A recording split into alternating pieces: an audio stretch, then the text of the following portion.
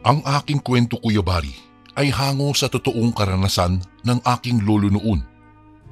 Naikwento ito sa akin ni lolo kasi nalaman niya na nagsusulat ako sa mga platform sa social media ng mga kwento. Pinili ko naman ang inyong programa para padalhan ng kwento kasi matagal na rin akong masugid ninyong tagapakinig. Umupo si lolo sa paborito niyang tumba-tumba at nagsimulang magkwento. Taong 1962, sa isang malayo at diblib na lugar daw ay may isang komunidad ng mga tao na piniling manirahan sa malapit sa dagat ng Iloilo. Sila ay ang mga taong malaya at masaya kahit na simple ang buhay nila. Ang mga bahay nila ay gawa lamang sa mga nipahat na nakatayo sa tabing dagat, kung saan maririnig mo ang alon na dumapo sa dalampasigan. Ang mga taong ito ay kilala sa kanilang malasakit sa kalikasan at pagmamahal sa karagatan. Araw-araw, sila ay nagigising sa tunog ng mga ibon na umaawit at sa saliw ng alon. Sinimulan na agad nila ang araw sa pamamagitan ng paghahanda ng kanilang mga bangka para mangisda. Sa bawat araw na lumipas, sila ay nagbibigay pugay sa karagatan sa pamamagitan ng pagsasagawa ng ritual.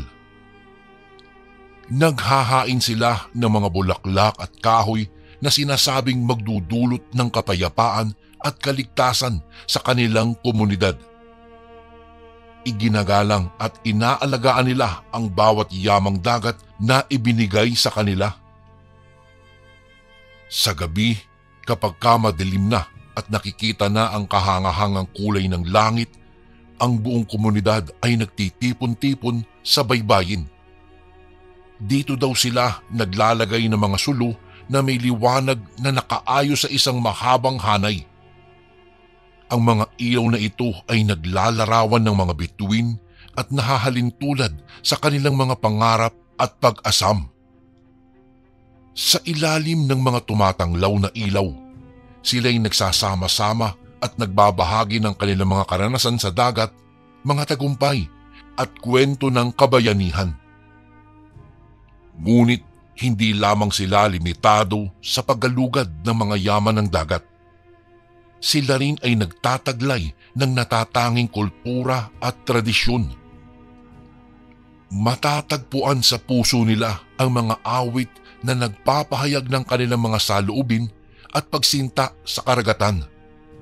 Sa pamamagitan ng musika, sila ay nagbibigay buhay sa kanilang kagandahan at pagmamahal sa kalikasan.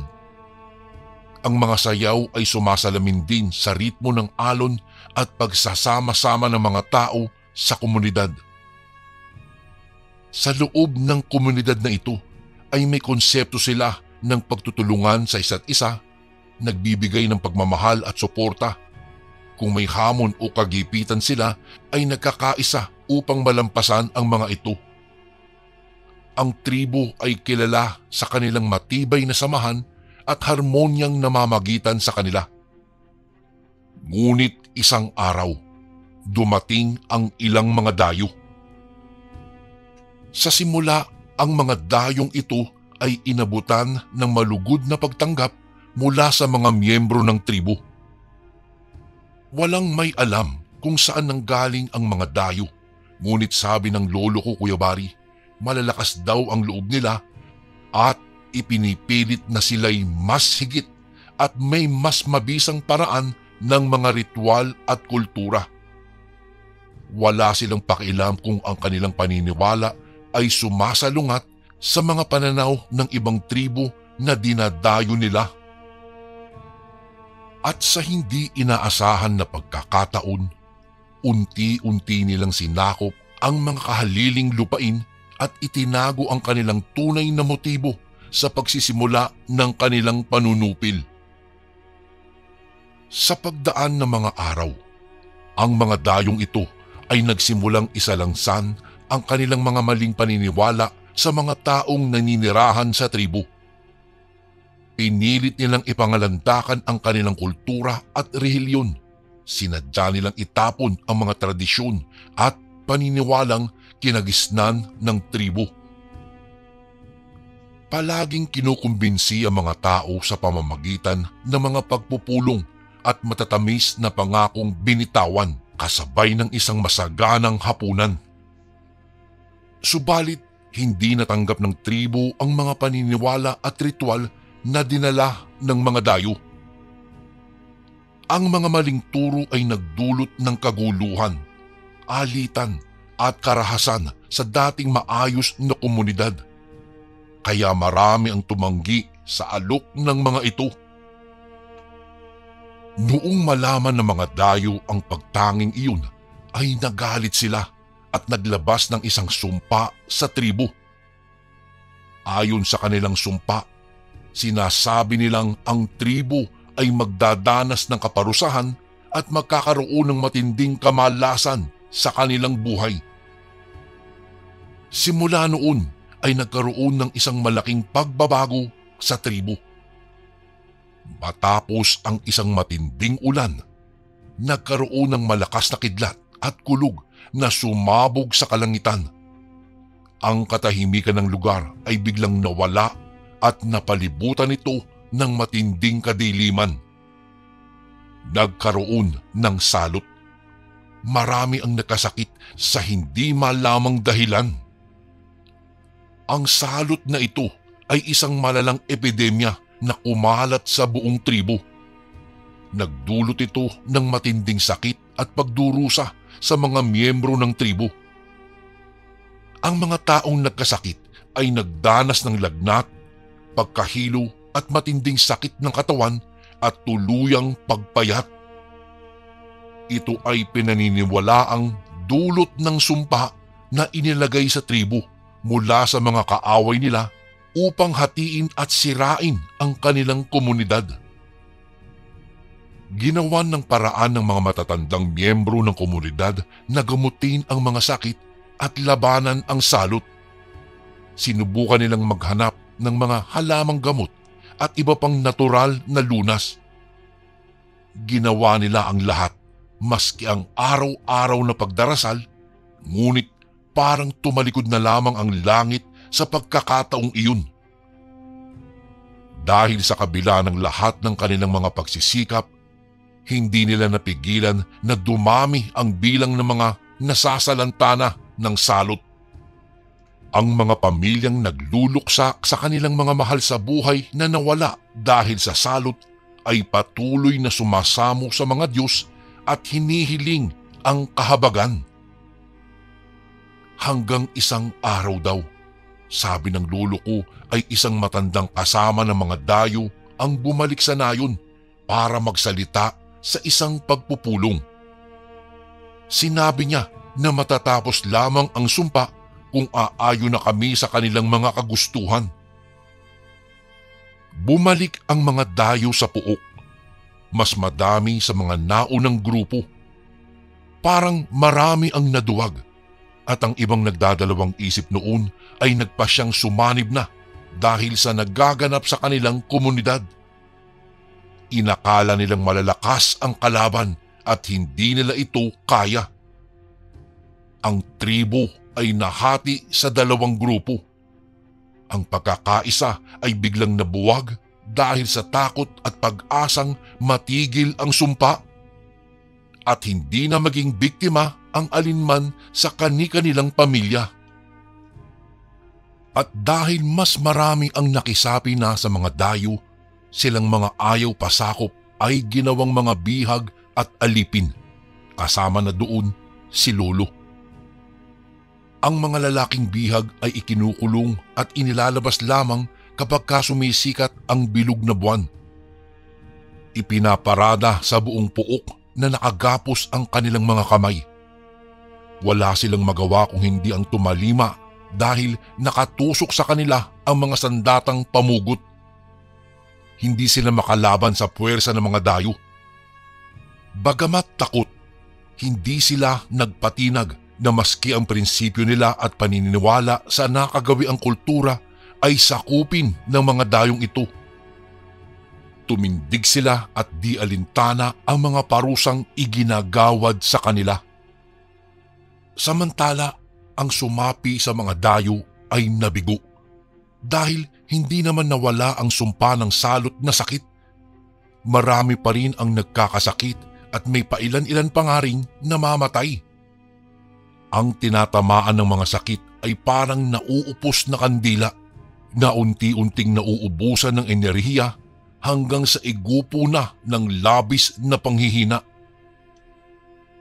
Sa ilang araw na pagkasupil ng puok na iyon ay ipinakita na ng mga dayo ang kani-kanilang mga tunay na katauhan na nababalot sa isang pagkukunwaring mabuti ang kanilang hangarin para sa lahat.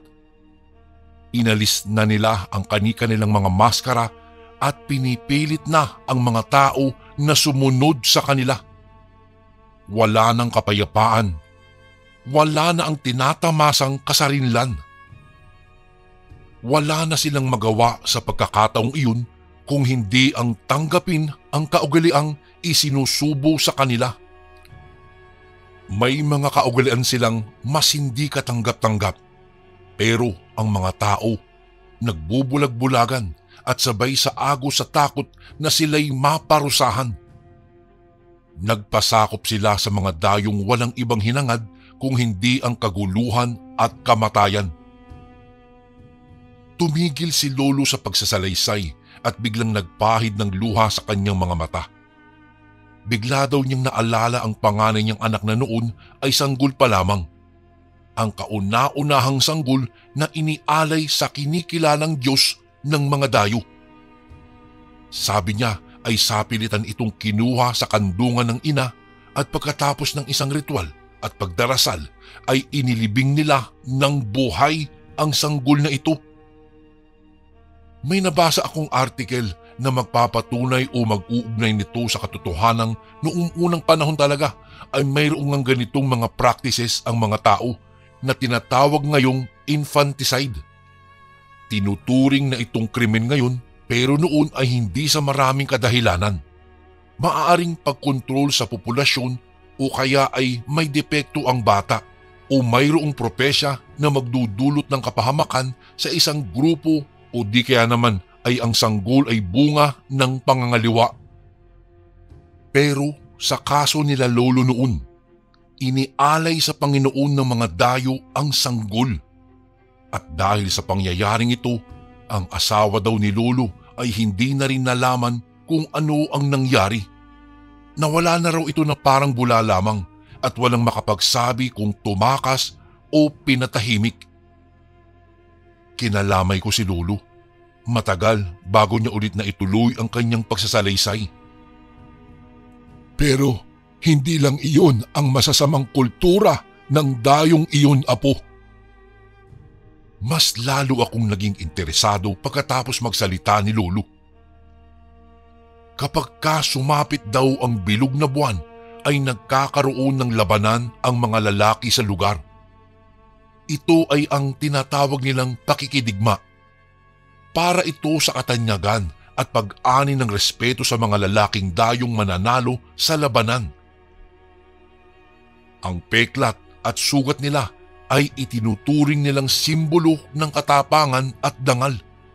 Subalit ang seremonyang ito ay brutal at madugo na minsan ay nagre-resulta ng di kanais-nais na pangyayari na dahilan ng pagpanaw ng ibang mga kalahok dito. Ngunit hindi lang iyon ang nakaagimbal sa kwento ng mga ito.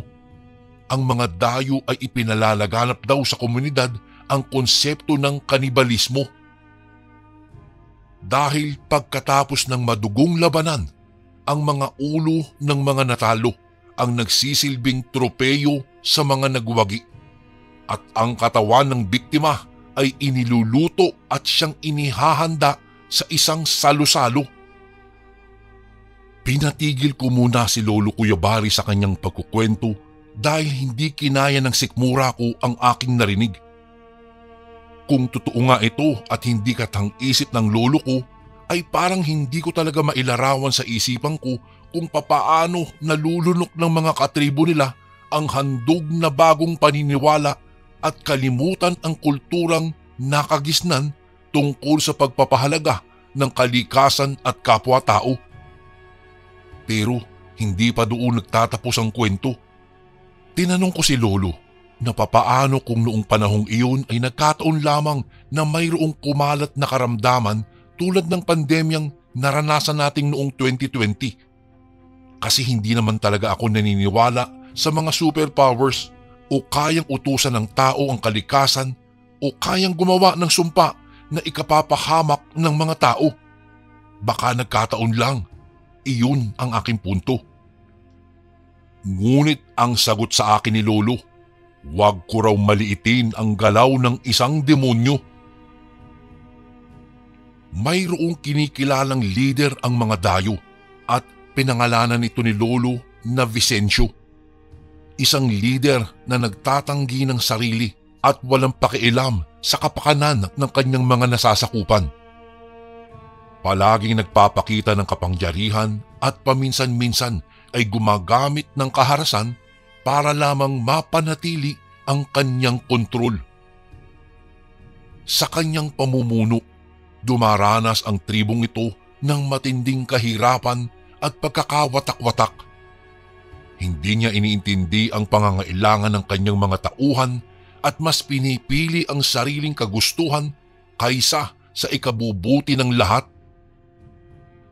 Sa kanyang pagiging mapanakot, nagiging sunod-sunuran ang mga miyembro ng tribo sa takot na baka sila ang maging biktima ng kanyang galit.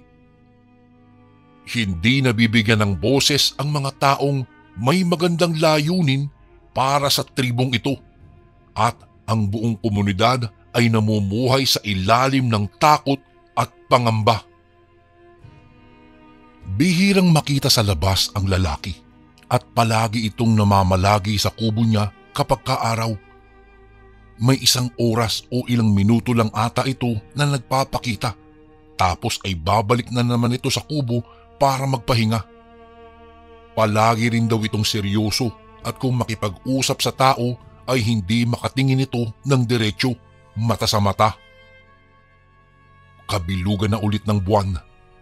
Isang malaking selebrasyon ang naganap. Maingay ang paligid. Nagkakantahan at nagsasayawan ang mga dayo sa dalampasigan. Alam nila Lolo na kapahamakan ang naghihintay sa kanila ng mga oras daw na iyon. At tulad ng dating nakagawian, isang pagtatanghal ang maaaring maganap. Pagtatanghal na siyang magtatakda ng kanilang kapalaran kung mayroon pa bang bukas o haharapin na ba nila ang kamatayan. Sila kasing mga alipin ang paglalaban-labanin, tapang laban sa tapang, matira ang matibay. Nakapaikot sa may dalampasigan ang mga tao. Sa bandang kanluran ng puok, mayroon namang mga naghahanda ng mga pagkain. Malalaking kawa ang naroroon na may pinakukulong mga tubig. Masayang masaya sila at tila nasasabik sa malapiestang pagdiriwang na iyon. Lumabas si Vicencio at umupo sa upuang ginawa upang magsilbi niyang trono. Unang sumalang sa labanan ang ibang kasamahan nila Lolo. Ang konsepto ng laban, panalo ang buhay. Halos ayaw gumalaw ng dalawang unang isinalang. Kamalas-malasang sila pa ang napiling magharap, gayong sila ay mag-ama. Sigawan ang mga tao na tila naiinip na sa laban. Nagbigay ng hudyat ang leader. Kumilos ang mga tauhan nito at gamit ang pamugot, inalisan nila ng buhay ang isa sa mga kalahok. Isang sigaw ang pumailan lang kasabay ng paghampas ng alon sa dalampasigan.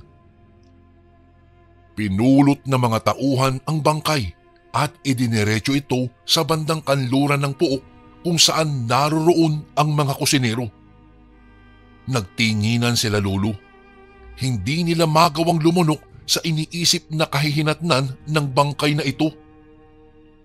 Labis ang paghihinagpis ng anak sa naging kamatayan ng kanyang ama. Muling pumili ng sasalang sa labanan si Vicencio. ang kaibigan ni Lolo na si Mang Ago ang haharap sa anak ng pinatay na alipin. Ngunit bago pa man simulan ang labanan, hindi napansin ng isang tauhan ang mabilis na paglapit ng binata dito at pag-agaw ng kanyang sandata. Agad iwinasiwas ito sa liig ng tauhang pumugot sa ulo ng kanyang ama. Agad namang bumagsak sa lupa ang dugo ang katawan nito at ang ulo ay nalaglag. Mulat ang matang nakaharap sa nangingisay na katawan. Pagkatapos nun ay agad sinaksak ng binata ang kanyang sarili para kitlin ang sarili nitong buhay. Sumisigaw itong hindi niya kailanman ibibigay ang sariling buhay para sa karangalan ng mga hayop na dayo. Dumilig ang dugo nito sa buhanginan. Tumayo si Lolo. Isang malakas na sigaw ang pinakawalan niya. Kakaibang tapang ang kumawala sa kanyang buong pagkatao dahil sa nasaksiyang pagdurusa ng kanyang mga kasamahan. Ang mga katribo nila noon ay nabulag na sa maling paniniwala ay muling nagising sa katotohanang sila man ay pinaglalaroan lamang at nililinlang. Sumiklab ang hangaring makalaya sa mga dayo. Nag-agawan ng mga sandata. Lumaban sila gamit ang kanilang mga lakas. Nabuhay ang katapangan para ipagtanggol ang sariling pagkakinanlan. Naging inspirasyon ang mga dugong pumatak para muling buhayin ang tribong nalugmok sa kalupitan. Ang sigaw ni Lolo ang naging hudyat ng digmaan. Digmaang nagsumpa sa mga di makataong gawaing iyon ng mga dayo. Napansin nila Lolo na tumayo si Vicencio at nagsimulang tumakas sa puok ng labanan. Patungo ito sa kanyang kubo. Huminto ulit si Lolo sa pagkukwento at tila inaalala pa ang eksaktong naganap ng gabing iyon. Isang kampon talaga ng dilim si Vicencio. Pagpapatuloy ni Lolo. Sinundan daw nila ang lider ng mga dayo na nagkubli sa likod ng kanyang kubo. Dahan-dahan silang nagmanman at maingat na pinlano ang gagawing paglupig sa malupit na lider. Kasama noon ni Lolo ang kaibigan nitong si Mang Ago. Puno sila ng determinasyong magtagumpay sa kanilang hinahangad na kamatayan ni Vicencio para sa kalayaan ng lahat. Isang umaalingaw-ngaw na sigaw ang nagpahinto sa dalawa sa sanay pagsugod. Agad namang napayuko ang dalawa at nagkubli sa kadawagan. Napalunok sila nang masilayan ang malaking hubog at maitim na kabuuan ni Vicencio. Mga nagtutulisang ngipin, mga dilang mahahaba na sumasayaw-sayaw sa malaki nitong bibig. Mga matang mapupula na tila nagliliyab na mga bulalakaw. Mga kukong tila karit ni kamatayan. Parang humiwalay ang kaluluwa ng dalawa na di nakaimik sa kanilang nasaksihan. Isang aswang si Vicencio. Pagpapatuloy ni Lolo. Mula sa grupo ng mga aswang ang mga dayong iyon. Wika pa ulit ni Lolo. Tumango-tango ako, Kuya Bari. Siguro maski hindi naman nagbago ang anyo ni Vicencio bilang isang mabangis na anyo ng hayop, ang kalupitan nito at kawalang galang sa buhay ng tao ay isa na ngang patunay na kampon talaga ito ng kadiliman dahil sa labis na kasamaan 10 ng kanyang mga kalahi. Lolo, ano po ang ginawa ninyo nang makita nyo ang pagbabagong anyo ni Vicencio? Napangisi lamang si Lolo.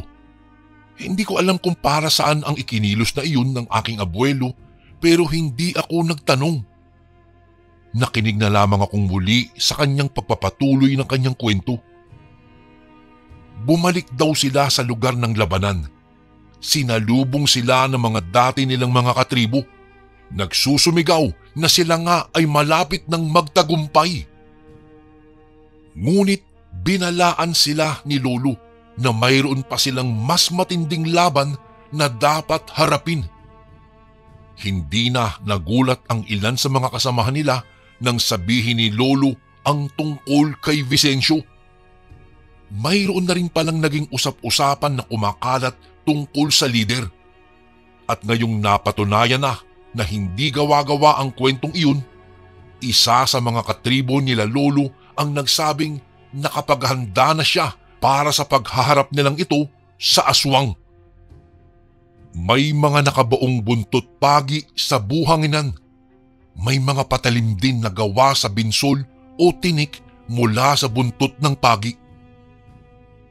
Ang iba naman ay nagsibalik sa kanilang mga tahanan at kinuha ang mga naitagong mga kakaibang sandata o itak na baligtad ang talim. Mabisa daw itong panlaban sa aswang o anumang uri ng mga nilalang ng dilim. Tulad ng binsol ng pagi, ang sugat daw na magagawa nito ay hindi kaagad naghihilom. Gawa ito mula sa pinulbos na ngipin ng pating at binsol na inihalo sa tinunaw na pilak o tanso. Dahil sa mga naipong mga sandata, nagpakita na ng lakas at katapangan ang mga katribo ni Lolo nang may pananalig at determinasyong matalo ang aswang. Kaunti na lamang ang kalaban nila at sumuko na ang ilang dayo dahil sa ipinakitang pagkakaisang muli ng tribo.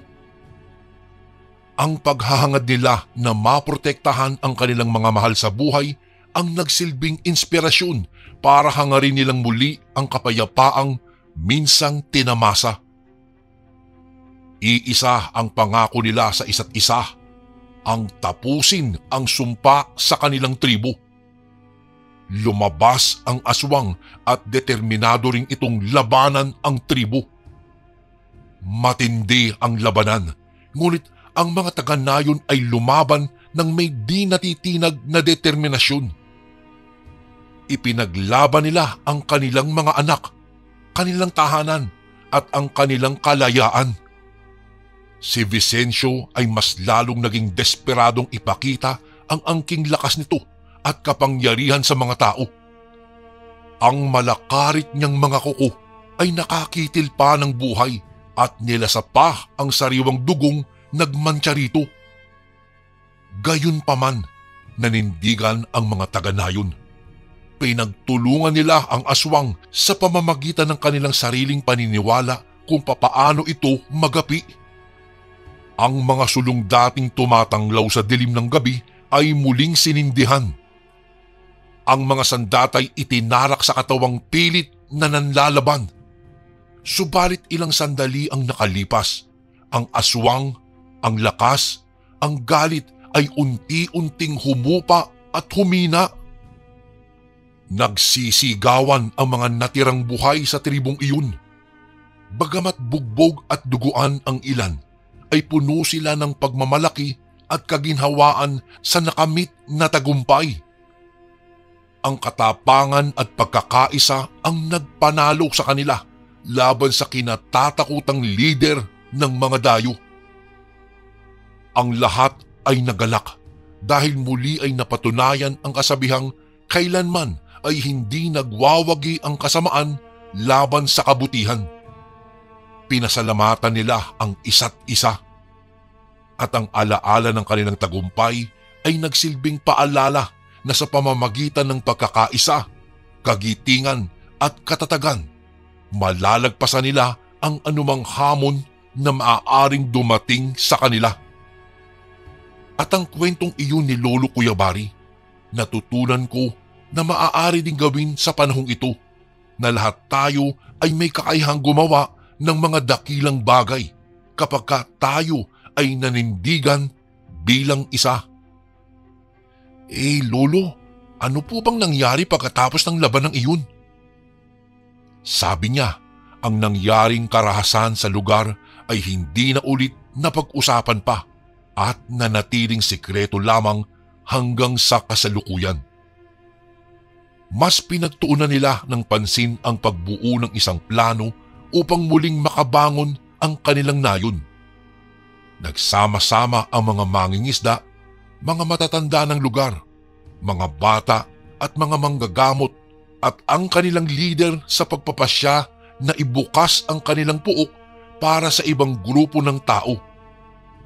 Hindi para magpasakop muli, kung hindi tanggapin lamang ang ibinukas na oportunidad, lalo na ng mga leader ng bayan na nakasasakop sa kanila. Nagkaroon ng mga medical missions at dito nakilala ni Lolo si Lola Rodora, ang aking lola at napangasawa ni Lolo na nabiyayaan ng 3 supling at 5 apo sa kasalukuyan. Nagkaroon ng paaralan para sa edukasyon at may mga gawain na sinanay sila sa kaalamang pangkalusugan at nagplano para sa paglikha ng mga kabuhayan. Ang mga lider ng nayon ay nagtutulungan at nagtaya ng kanilang oras, lakas at talento upang ang nadungisang tribo nila Lolo at ang kanilang puok ay muling maibalik sa dati nitong kadakilaan. Pero Lolo, bakit ka umalis sa Iloilo? Pagbasag ko sa muling katahimikan na namayani sa pagitan namin ni Lolo. Mas pinili daw niyang umalis, hindi dahil sa ayaw na niya sa puok nila. Umalis siya para tuluyan ng kalimutan ang masalimuot na nangyari sa una niyang pamilya at upang maibigay din niya ng buo ang pangako ng totoong pagmamahal at pagsasakripisyo para sa babaeng pinili niyang muling mahalin pagkatapos ng trahedya. Ganun po ba, Lolo? Salamat po, Lolo. Hinalikan ko ang kanyang noo. Salamat sa napakagandang kwento. Isang kwento na pinili kong maitampok sa inyong mga kasundo na sana'y maglingkod bilang inspirasyon sa ating mga tao. Sana'y hindi ang masalimuot na pangyayari ang matandaan sa kwentong ito, kung hindi ang tungkol sa pagbangon na maaaring magsilbing pag-asa para sa lahat ng taong nabigo at napako ng kapalaran. Naway magsilbi rin itong paalala para patuloy tayong lumaban sa iba't ibang hamon ng buhay at piliin ang mga bagay na mas makapagpapabuti at huwag magpasakop sa kasamaan.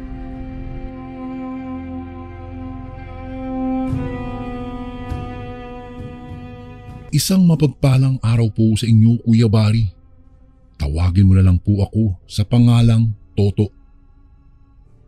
Nangyari po ang karanasang ito, dekada 80, sa isang lugar sa Leyte. Kung mamarapatin niyo po ay nais ko lang pong ilihim kung saan ito sa Leyte, para na rin sa seguridad ng nakakarami. Noong mga panahong iyon, Kuya Bari, ay kasalukuyang akong nasa edad 14. Sa mura kong edad ay naranasan ko ang isang kakilakilabot na karanasang kahit magpasa hanggang ngayon ay dala-dala ko pa rin ang takot sa mga nangyari. Noong mga panahong iyon, kasama ko ang aking ama habang kami ay paakyat doon sa bundok upang magtanim ng mga kamuting kahoy. Habang naglalakad kami ay tila napansin namin na nagbabadya ang panahon na tila uulan. Hindi kami nagdalawang isip pa ng aking ama at kami ay tumuloy paakyat sa bundok. Noong makarating kami sa bundok, ay kaagad akong kumuha ng itak upang magbungkal ng lupa para sa pagtataniman ng kamuting kahoy. Habang nagbubungkal ako, ay nagsabi ang aking ama na may pupuntahan lang siya umano sa di kalayuan sa aking pinagbubungkalan ng lupa. Nang makabalik na nga ang aking ama, Kuya Bari, ay may bit-bit na itong hinog na langka. Maya-maya pa ay bumuhos na nga ang ulan at kaagad namang kaming sumilong sa aming ginawang kubo. Habang bumubuhos ang ulan ay gumawa ako ng apoy upang hindi kami lamukin ng aking ama. Noong tumila na ang ulan, ay kaagad na akong bumalik sa aking ginagawa upang makapagtanim na kami kaagad ng kamuting kahoy. Noong matapos na akong magtanim, ay nagyaya na akong umuwi. Subalit itong aking ama ay gusto pang maghanap ng saging na maiuuwi daw sa aming bahay. Sinabi ko naman sa aking amang may langka na kaming maiuuwi. Ngunit hindi pa rin daw iyon sapat, pagkat gusto niyang may maiuwing saging. Wala na akong nagawa pa, Kuya Bari, kung hindi ang sumunod na lang sa sinabi niya sa akin. Habang naglalakad kami sa kagubatan, ay unti-unti na kaming napapalayo ng aking ama. At dahil sa wala kaming makitang saging, Kuya Bari, ay napagpasyahan na lang namin na umuwi na kami. Noong naglalakad na kami, Kuya Bari, ay napapansin kong tila ba pabadya-badya na naman ang pagbuhos ng ulan. Kaya naman nagmadali na kaming maglakad pauwi. Hanggang sa makarating na kami sa aming bahay at saka palang tuluyang bumuhos ang ulan. Noong gumabi na, ay may nabalitaan kami sa isa naming mga kapitbahay. Isang kakaibang balita, Kuya Bari, na mayroon daw taong napadaan doon sa may kalsadang iniiwasan ng karamihang dumadaan, lalo na kapag gumabi na. Ayon sa kapitbahay namin, noong napadaan daw yung tao sa isang malaking puno na nasa tabi ng daan, ay sumilong muna sila dahil sa biglang bumuhos na umano ang ulan. Subalit noong lumingon sila sa itaas ng puno, ay may nakita silang nakasabit na mukhang paniki doon sa sanga ng malaking kahoy. Sa kanilang pagkabigla ay agarang binuhat umano ng lalaki ang kanyang anak at mabilis na tumakbo papalayo sa malaking puno. Nagulat naman kami sa ikinuwento ng aming kapitbahay. Hindi namin alam kung maniniwala ba kami o hindi, Kuya Bari. Iwinaksi na lang namin at hindi na lang pinagtuunan pa ito ng pansin. Noong gumabi na, ay bala ko sanang lumabas pa upang makipaglaro sa mga kaibigan ko. Ngunit pinagsabihan ako ng aking ama na wag na muna akong lumabas. Kasi nga bukas daw ng maaga ay maaga kaming lalakad paakyat pabalik doon sa bundok. Noong marinig ko ang sinabi ng aking ama, ay agara na akong nagtungo sa aming higaan upang makapagpahinga na. Kinabukasan ay maaga akong bumangon upang makapaghanda na. Makalipas ang ilang sandali at nagising na ang aking ama at agad akong nagtimpla ng kape at inabot ito sa kanya. Maya-maya pa ay bumuhos na naman ang ulan. Kaya naman ay tinanong ko ang aking ama kung kami ba ay tutuloy sa pag-akyat sa bundok. Sumagot naman ito ng oo, dahil kailangan daw naming kumuha ng maiuulam namin para sa maghapon. Maya-maya pa ay umalis na kami ng aking ama at tumungo na sa bundok. Habang naglalakad kami paakyat, ay unti-unting bumubuhos na at tila lumalakas ang pagbuhos ng ulan. Noong makarating kami sa tinatawiran namin na ilog paakyat ng bundok, ay malakas ang agos ng tubig doon. Kaya naman ay naisipan ng aking ama na doon na lang muna kami dumaan sa kabilang daanan doon sa may malaking puno. Kaya naman ay bumalik kami sa aming dinaanan.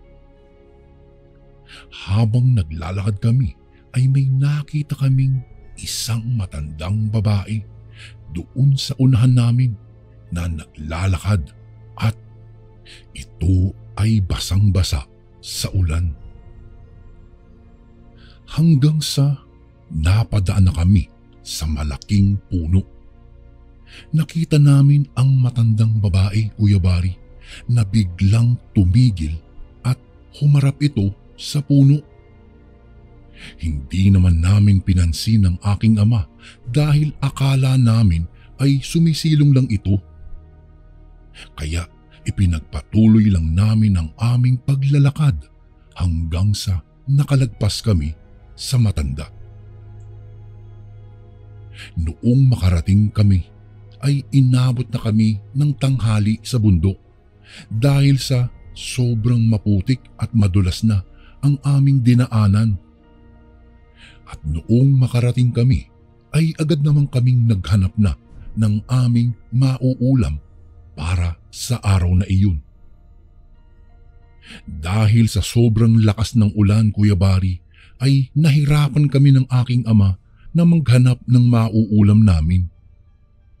Hanggang sa kalalakad naming dalawa ay hindi namin namalayang napapalayo na kami. Walang ano-ano'y may nakita kaming isang baboy ramo. Kung kaya agad naming hinabol ng aking ama hanggang sa maabutan niya ito at agad niyang sinibat ito. Natuwa naman ako, Kuya Bari, dahil sa wakas makakakain ulit ako ng baboy na hindi na kinakailangan pa ng pera para bumili sa palengke. Kung kaya minabuti ng aking ama na umuwi na agad kami. At dahil sa malayo ang aming narating at malakas ang ulan, Kuya Bari, ay inabot na talaga kami ng halos magdidilim na doon sa bundok. Bago ko po ipagpatuloy ang kwentong ito ay may request sana ako sa iyo, kasundo. Isang pindot lang ito, kasundo, sa subscribe button namin. Malaking tulong po ito sa amin, kasundo, upang mapagpatuloy pa namin ang mas marami pang magagandang kwento. Salamat sa pag-subscribe mo, bagong kasundo.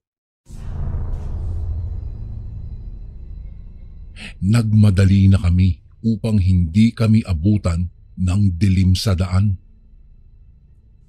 Noong makarating na nga kami sa kubong pahingahan namin ay medyo madilim na. Nagpahinga muna kami ng ilang saglit upang mapawi ang lamig na nararamdaman namin. Habang nagpapaapoy ako ay nakita ko ang matandang nakita namin kanina doon sa malaking puno. Kaya naman agad kong itinuro ito sa aking ama.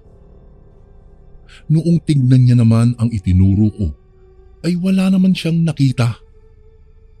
Kaya nang tingnan ko uli, Kuya Bari, ay wala na nga ang matanda. Kung kaya nagulat ako at sinabi na lang ng aking ama na baka dahil lamang sa lamig ay kung ano-ano ang nakikita ko. Minabuti ko na lang ang manahimik para wala nang usapan. Maya-maya pa ay nag-aya na ang aking ama na bumaba na kami ng bundok. Dahil medyo natuyo na ang aking katawan ay nakaramdam na ako ng lamig at kaagad kong sinabi sa aking ama na magputol siya ng isang dahon ng saging upang gawin naming parang payong habang naglalakad kami pababa. Matapos makakuha ng aking ama ay kaagad ko itong ipinatong sa aking ulo upang mabawasan ang lamig na nararamdaman at nagpatuloy na nga kami, Kuya Bari, sa paglalakad namin pababa. Hanggang sa palapit na kami ng papalapit sa malaking puno. Nakita ko ang matanda na naman na nakatitig ito sa amin. Agad kong sinabi sa aking ama at noong tingnan niya ay nakita na niya ito. Kaya sinabi niya sa akin na sa unahan ako pumwesto at huwag papahuli. Hanggang sa makalapit na kami ay nakatitig sa akin ang matanda. At dahil nasa huli ang aking ama ay tumigil ito at humarap sa matanda. Nagtanong kung ano ang kailangan niya sa akin at bakit siya nakatingin. Hindi naman sumagot ang matanda at bigla itong tumalikod at umikot sa malaking puno. Noong sundan iyon ng aking ama ay nabigla siya dahil nakita niya itong gumagapang paakyat sa malaking puno. Maya-maya pa ay bigla na lang itong tumalon at dumamba sa aking ama hanggang sa madaganan niya ito. At dahil sa taranta ko, Kuya Bari, ay bigla na lang nawala ang lamig na nararamdaman ko sa aking katawan. Nagpunong-buno ang aking ama at ang matanda at nagpagulong-gulong sila sa lupa. Laking gulat ko nang biglang pinagkakalmot ng matanda ang aking ama. Agad akong naghanap ng pwedeng magamit upang ipalo sa matanda. Noong makakuha ako ng isang sanga ng kahoy, ay agad kong ipinalo sa matanda dahilan upang bumitaw ito sa pagkakadagan sa aking ama. Ang mas ikinagulat namin, Kuya Bari, ay noong lumayo ang matanda sa aking ama. Unti-unti itong nagbago ng anyo. Tinubuan to ng balahibo. Gimbal na gimbal kami dahil sa hindi ko mawari kung ano ang hitsura nito. Ang matanda na ito ay isa palang aswang. Nanlilisik ang mapupulang mata nito at umaangil ito ng napakalakas. Mas lalong nadagdagan pa ang aming kaba noong mga oras na iyon, Kuya Bari, dahil ito ay naglalaway at nakatitig ng masama sa amin. Akmang susuguri na sana ako ng aswang ay kaagad tumayo ang aking ama upang pigilan ito. Hinugot niya mula sa kanyang baywang ang kanyang matalas na itak.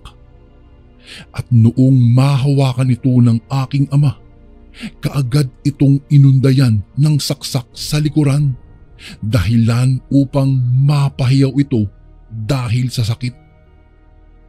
Lumayo sa aking ama ang aswang. Mas lalong galit na galit ito dahil siguro sa kanyang sugat na natamo.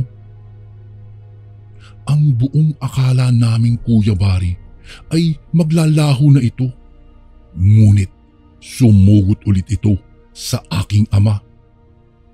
At noong pasugod na ang aswang ay nagkaroon ng pagkakataon ng aking ama na saksakin ito sa sentro ng kanyang leeg. Sinundan pa ng sunod-sunod na saksak sa katawan nito hanggang sa nagpagulong-gulong na ito papalayo sa amin. Sinubukan pa itong habulin ng aking ama, subalit bigla na lang itong naglaho sa kakahuyan. Nakiramdam pa kami ng ilang saglit, ngunit hindi na bumalik ang nilalang. Ilang sandali pa ay bumalik na ang aking ama at nag-aya na itong umuwi sa amin. Dahil sa marami siyang kalmot na natamo, ay ako na ang nagdala ng lahat ng kanyang bitbitin. Habang bumababa kami, ay may panaka-naka akong naririnig na pag-angil na wari ko ay sa aswang iyon nang gagaling. Hindi pa rin kami nagpakakampante, Kuya Bari. Hawak-hawak pa rin ng aking ama ang kanyang matalas na itak. Ako naman ay walang tigil sa paglinga sa aking paligid at baka bigla itong sumulpot na naman sa aming harapan. Makalipas ang ilang oras ay payapa naman kaming nakababa ng bundok. Awa ng Diyos ay nakarating na rin kami sa aming tahanan. Pag-uwi namin ay nagulat ang aking ina sa kanyang nakita. Agad ko namang ikinuwento sa aking ina kung ano ang nangyari sa amin doon sa taas ng bundok. Hindi naman nagtagal ay kumuha agad ang aking ina ng gamot upang gamutin ang mga natamong sugat ng aking ama mula sa mga kuko ng aswang. Magmula noon, Kuya Bari, ay hindi na kami muling dumaan pa sa daanang iyon. Isang pangyayari na muntik nang kumitil sa buhay naming mag-ama dahil lang sa pagdaan namin sa teritoryo ng mga aswang. Hanggang dito na lang po ang aking kwento, Kuya Bari. Maraming salamat po at sana po'y mapili niyo pong mabasa ang kwentong ito. Lubos na gumagalang, Toto.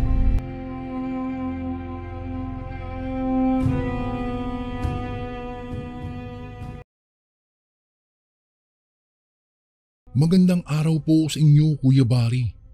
Ako nga po pala si Jonalyn at ang aking kapatid ay itago na lang po natin sa pangalang Nevia.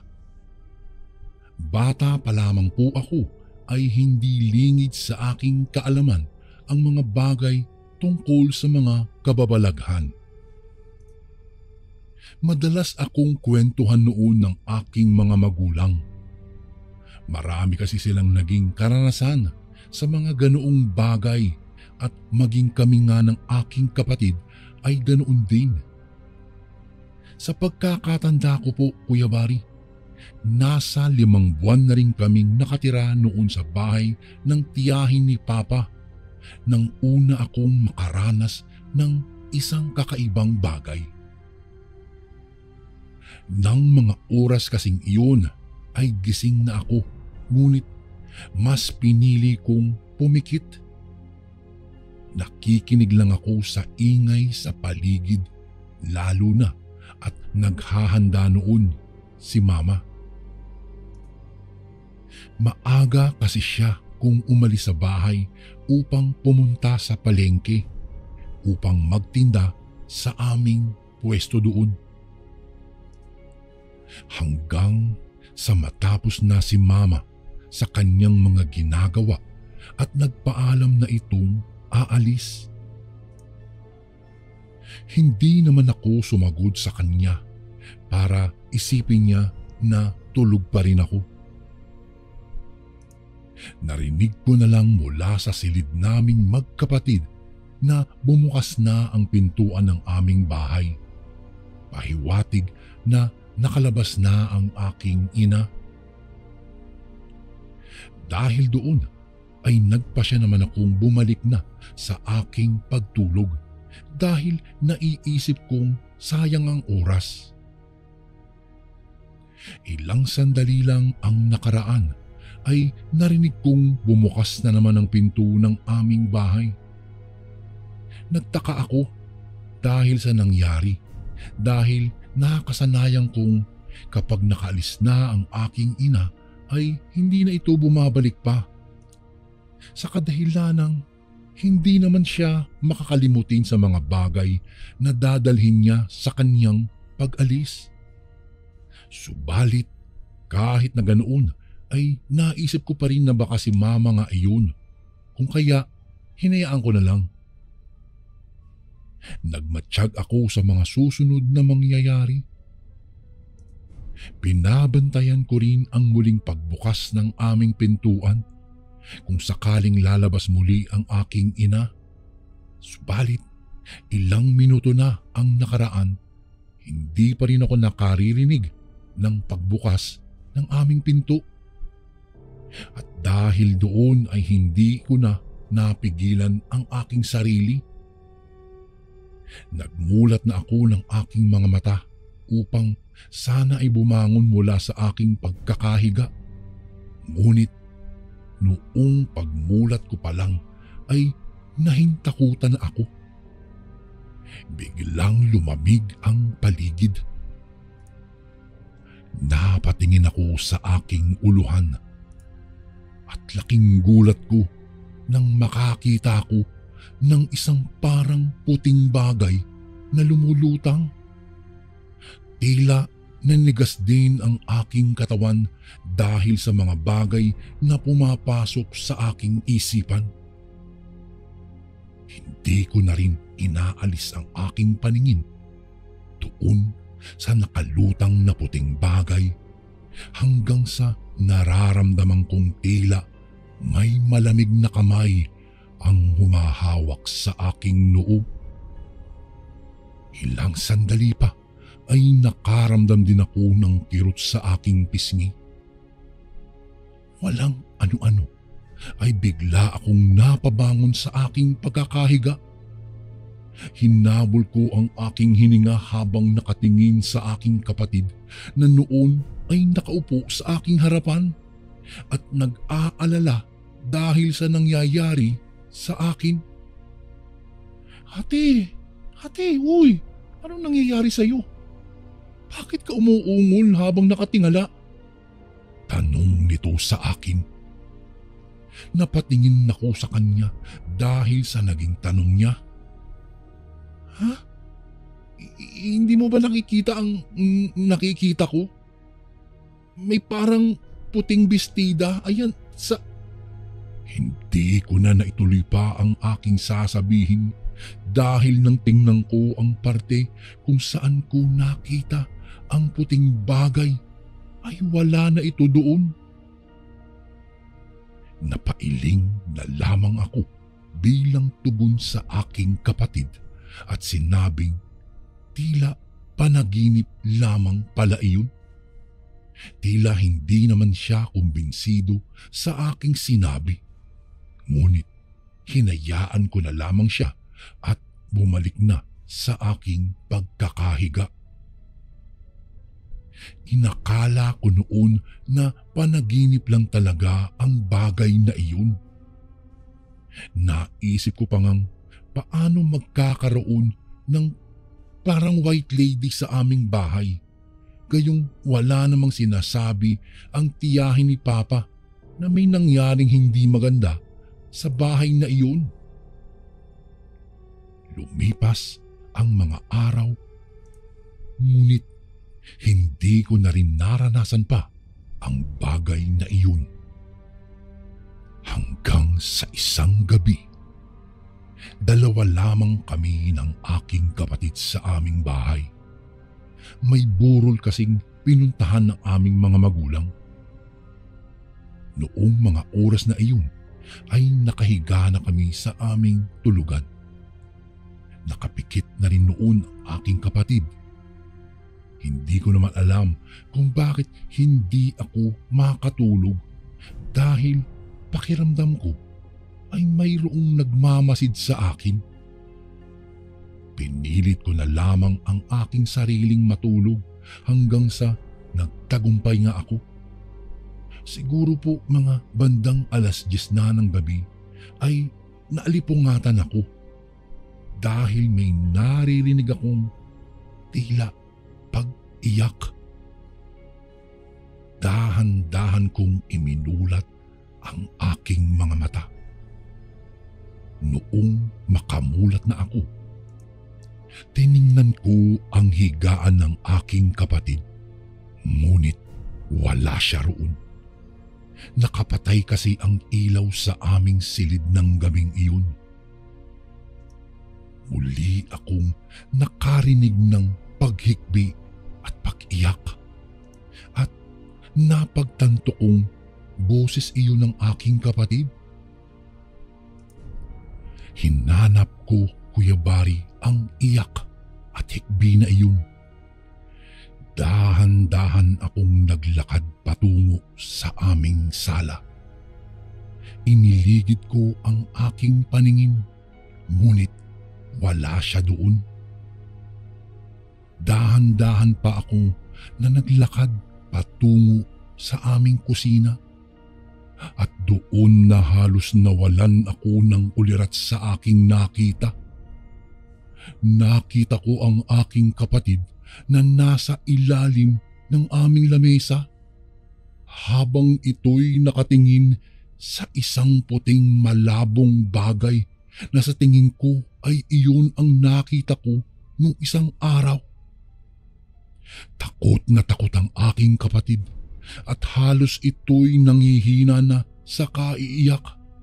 Ngunit Kuya Bari, ang iyak niya ay pigil na pigil.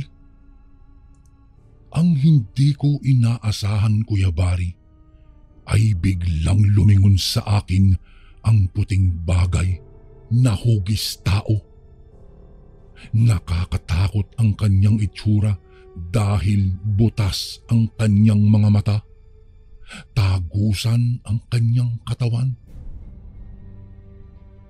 Bigla itong lumapit sa akin, dahilan para mapaatras ako at mapasandal sa haligi ng bahay namin. Tumagos ito sa akin at ramdam na ramdam ko, Kuya Bari, ang lamig at simoy ng kalachuchi na bulaklak. Napapikit na lang ako. Nanginig ang buo kong sistema dahil sa matinding takot. Wala akong magawa kung hindi ang magdasal na lang, Kuya Bari. Maya-maya'y biglang may humawak sa aking balikat, dahilan para mapasigaw ako ng todo, Kuya Bari. Pagmulat ng mata ko, ay yung kapatid ko pala ang humahawak sa akin. Ate, wala na. Saad ng aking kapatid. Napayakap na lang ako sa aking kapatid ng mga oras na iyon nang biglang bumukas ang pintuan namin. Nangatog kaming pareho. Naghihintay kung sino man ang dumating mula sa pinto. Nahimasmasa na lang kaming pareho noong makita namin ang aming mga magulang pala ang dumating. Nagtakbuhan kaming magkapatid at takang-taka ang aking ina kung ano ang nangyari sa amin. Ikinuwento naming magkapatid ang lahat ng aming nasaksihan noong gabing iyon. Noong inilarawan namin ang babaeng mahabang buhok, ay kinilabutan ang aming ina. Napaisip siya na baka daw yung tiyahin namin na kasalukuyang nakaburol ang dumalaw sa amin. Takot na takot kaming magkapatid sa aming narinig, Kuya Bari. At ayon pa sa aking ina, ay baka nagpaalam lang daw iyon sa amin. Noong gabing iyon, ay hindi po talaga ako halos nakatulog, Kuya Bari. Ang ginawa ko na lamang ay ipinagdasal ko ang kaluluwa ng aking tiyahin. Ang hindi ko lang po maintindihan, Kuya Bari, ay bakit ko nakita siya. Mayroon po ba akong third eye? Pati siguro ang kapatid ko ay mayroon din. Mayroon man o wala, ay hindi ko na po nanaising pang maranasan muli ang isang dalaw mula sa aking tiyahin. Hanggang dito na lang po ang aking maiksing kwento, Kuya Bari. Maraming salamat po at sana'y mabasa niyo po ang aming kwento. Lubos na gumagalang, Jonalyn. And again, maraming salamat po mga kasundo Don't forget to subscribe and i-click nyo lang po yung bell na button para updated po kayo sa mga upcoming videos namin na paparating. Maraming salamat po ulit. God bless and ingat po lagi dyan. Ito po si Kuya Bari at ako ang Sundo.